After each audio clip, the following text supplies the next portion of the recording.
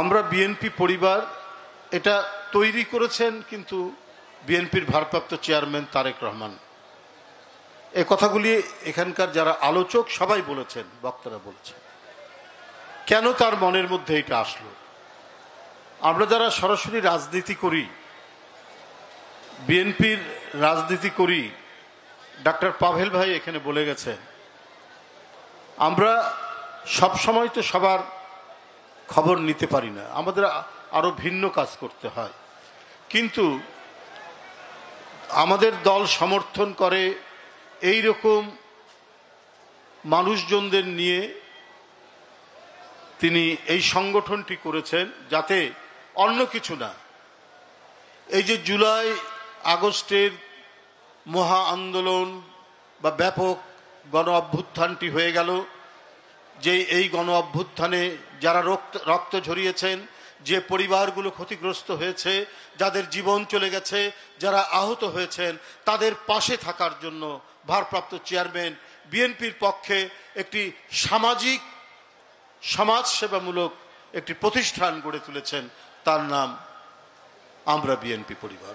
শুধু তাই নয়, জুলাই আগস্ট নয়, যারা খেলার ক্ষেত্রে কৃতিত্ব অর্জন করেছেন, যারা মেধার চর্চার ক্ষেত্রে কৃতিত্ব অর্জন করেছেন, যারা সমাজে নানা বিষয়ে নানা দিক থেকে কৃতিত্ব অর্জন করেছেন, তাদেরকেও দলের পক্ষ থেকে এই আমরা বিএনপি পরিবার তাদের পাশে গিয়ে দাঁড়িয়েছে।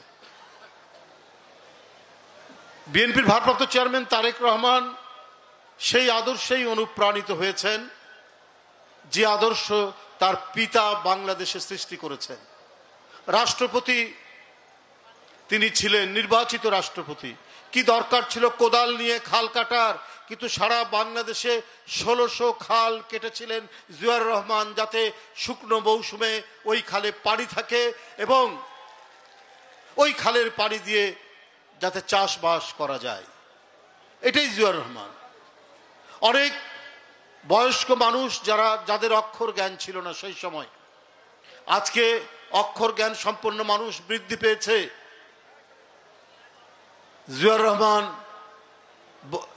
নিরক্ষর মানুষদের অক্ষর দেওয়ার জন্য, অক্ষর জ্ঞান শেখানোর জন্য সারা বাংলাদেশে তিনি বিভিন্ন কর্মসূচি গ্রহণ করলেন।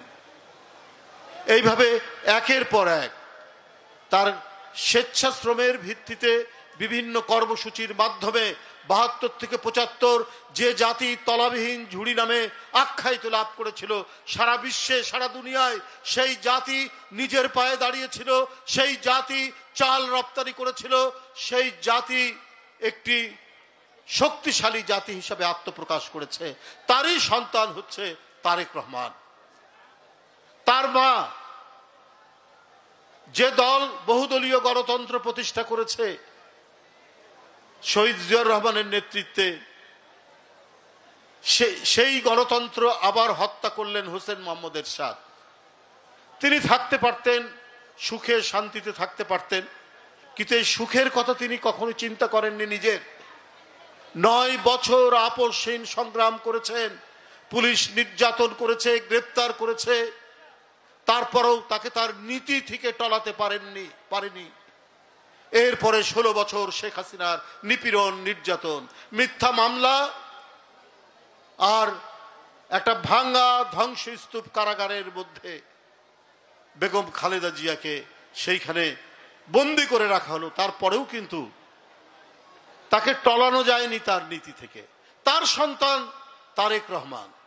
তাই কি গণতন্ত্রের প্রশ্নে, কি রাজনীতির প্রশ্নে, কি মানব সেবার প্রশ্নে তারেক রহমান যে দৃষ্টান্ত স্থাপন করে যাচ্ছেন, সেটি আমাদের অনেকের কাছেই অনুকরণীয়। আজকে আমরা বিএনপি পরিবার এখানে যে রুম্মন এবং মিথুনের নেতৃত্বে আমরা এখানে এসেছি, এবং মিল্লাত ভাই আপনাদের এই এলাকার জনপ্রতিনিধি, তিনি এই আয়োজন করেছেন, এত বিশাল আয়োজন।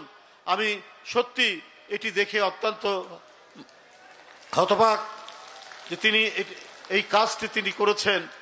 তো সেটি একটি মাত্র কারণ হচ্ছে যে তারেক রহমান সাহেব তিনি তার সমাজসেবামূলক কাজ, মানুষের কল্যাণের কাজ, এইখানে আমি যে নামগুলো আমি তালিকায় পড়লাম 15-16 জন, যারা সেই সময় নিহত হয়েছেন, অনেকে আহত হয়েছেন, তাদের সন্ধানে এবং তাদের পাশে দাঁড়ানোর জন্য আমরা বিএনপি পরিবার আমরা এখানে এসে এই সংগঠনের নেতৃবৃন্দ আমরা এখানে এসে আজকে উপস্থিত হয়েছে। আমি এখন